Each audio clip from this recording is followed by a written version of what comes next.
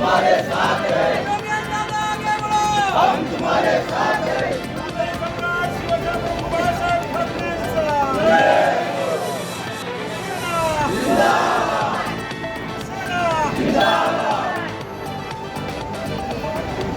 Times डिजिटलला like करा, subscribe करा, share करा आणि बेल आयकॉन दाबायला विसरू नका. पाहत रहा टाइम्स डिजिटल.